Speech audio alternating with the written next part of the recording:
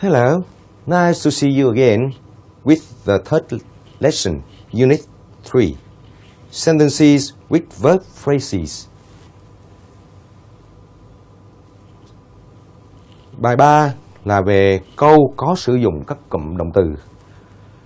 We can use one phrase, verb phrase, or two or more verb phrases in a sentence, and we can have them, and we can translate them easily. Wow, look at the aims and the objectives of the lesson. First, we can revise and improve our grammatical knowledge of verb phrases used in sentences. Second, we can consolidate and improve our vocabulary and lexical usage. Then, we can improve our skills of textual analysis and comprehension. And last of all, we can practice our skills of translation. Now, please come into the specific contents. Now, we will study this. Wow, with the first part, from English into Vietnamese, we can make some analysis and then we can make some translation. Look at the first sentence.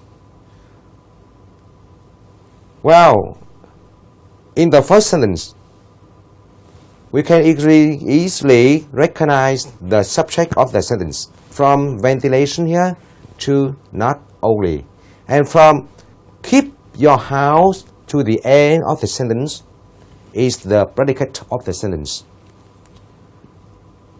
Consider the predicate in this case.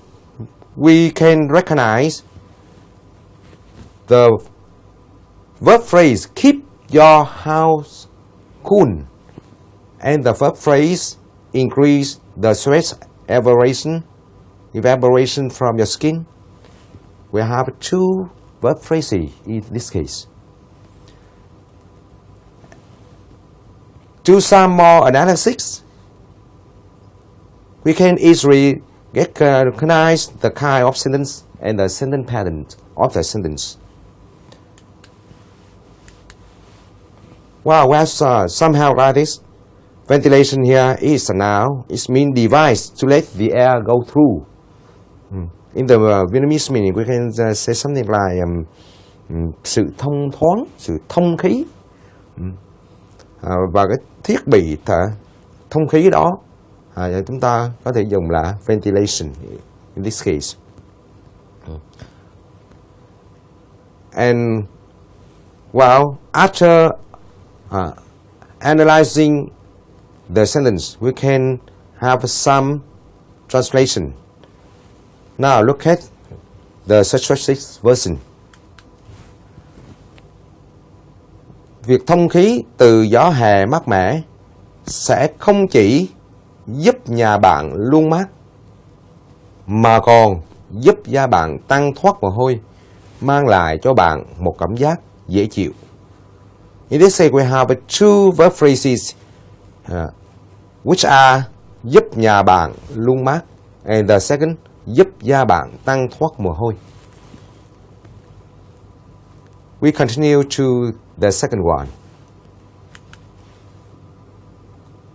Wow, with this sentence, we recognize the subject here. Most of malnourished children, and the predicates suffer from anemia to the end of the sentence. And we have somehow radix. Anemia, they say, is a noun. It means disease caused by lacking blood. Căn bệnh do bệnh sự thiếu máu gây ra, chúng ta còn gọi là bệnh thiếu máu. And after analyzing the sentence, now we can consider the suggested version. Đa phần trẻ suy dinh dưỡng đều bị bệnh thiếu máu, bệnh còi xương và các bệnh có liên quan đến thiếu hụt dinh dưỡng để có thể phát triển bình thường. Now, we come to the practice part. Now, please practice translation for the sentence. For the first here,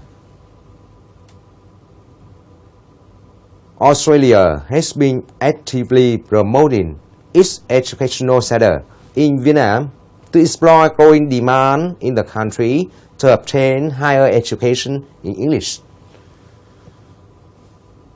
And we have two verb phrases in this case. The first,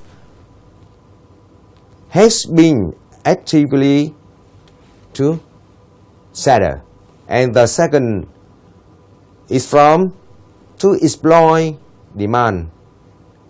And another one we can have is to obtain to in English. We have somehow like this. The first actively in the meaning of positively, một cách tích cực, một cách chủ động, một cách tích cực. The verb to promote means to push up or to strengthen.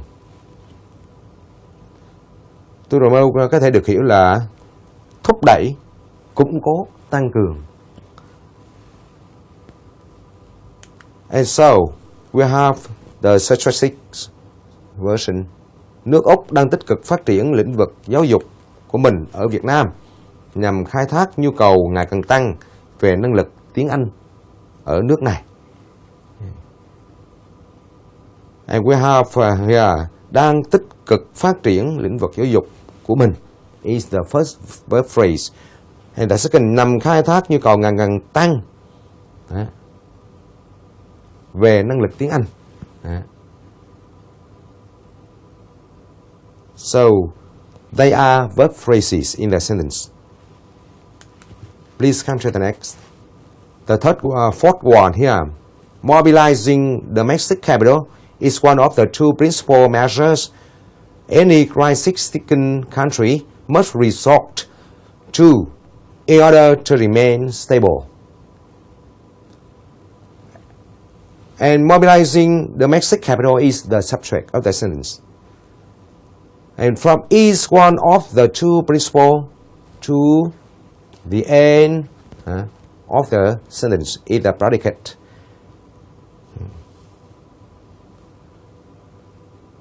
And well,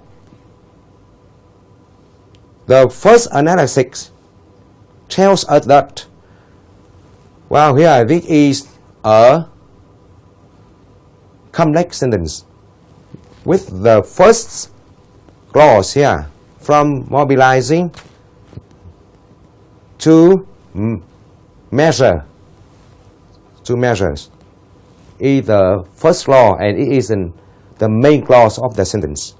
And the second clause, from any crisis-stricken to the end, here, it is the subordinate clause. And in this case, it is a duality clause.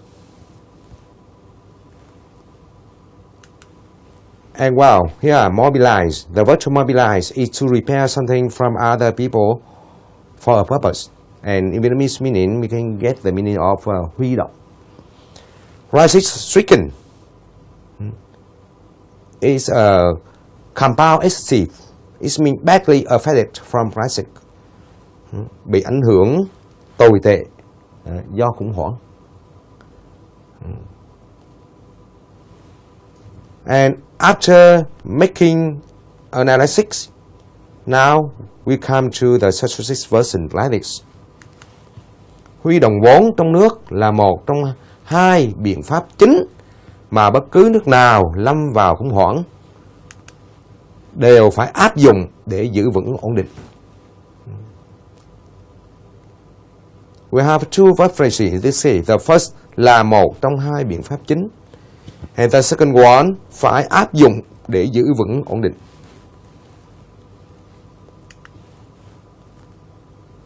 Wow, now we come to the second part of the lesson. Part B, from Vietnamese into English.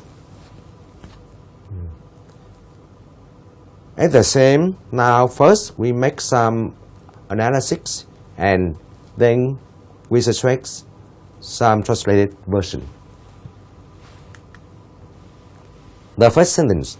Tin tưởng và sử dụng dịch vụ mobile phone là luôn đúng vì mobile phone luôn phát triển.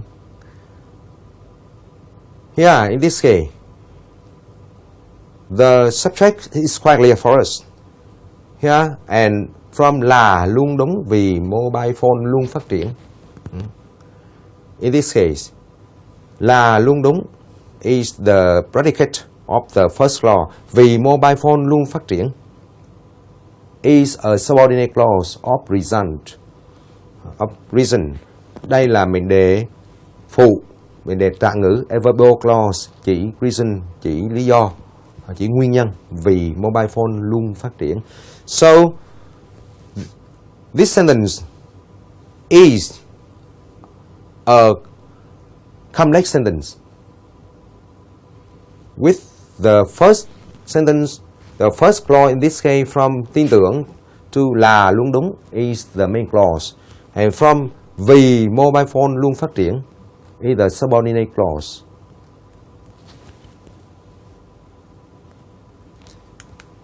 Wow, look at the translated version like this.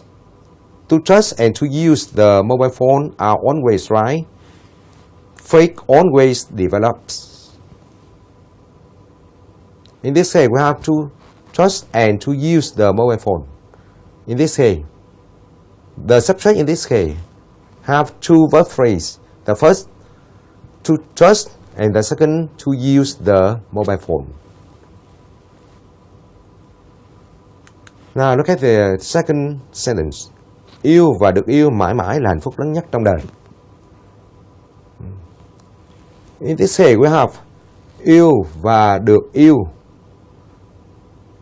Here, in this case, is the subject of the sentence. Mãi mãi là hạnh phúc lớn nhất trong đời is the predicate. And it is in the pattern of S, V, and here C, A. Is a simple sentence. While we have some suggestive version like this. To love and to be loved are always the greatest happiness of life. Now we come to the next sentence 3. We have cô gái ấy không quen gặp gỡ cũng như giao tiếp với người lạ. In this case, we have cô gái ấy is the subject of the sentence. Không quen gặp gỡ cũng như giao tiếp với người lạ is the predicate of the sentence. And không quen gặp gỡ is the first verb phrase, and the second is giao tiếp với người lạ. So we have some suggestive version like this. She is not used to meeting as well as communicating with strangers.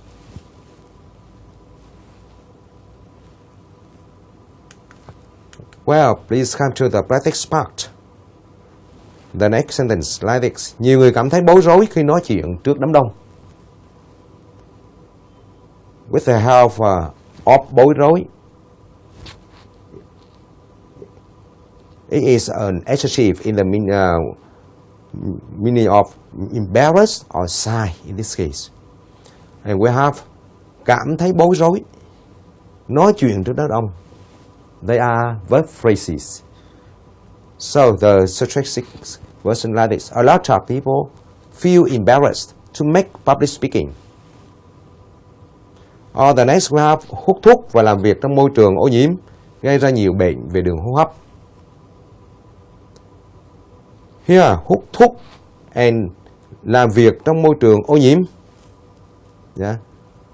Both of them makes the subject of the sentence. And here, gây ra nhiều bệnh về đường hô hấp is the predicate. And we have somehow of đường hô hấp, thuộc đường hô hấp.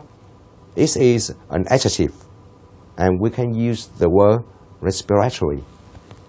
So we have the subject version like this: to smoke and to work in a polluted environment cause a lot of respiratory diseases. To smoke, to work in a polluted environment. Here we have two verb phrases. Well, thank you. Please continue to the next lesson.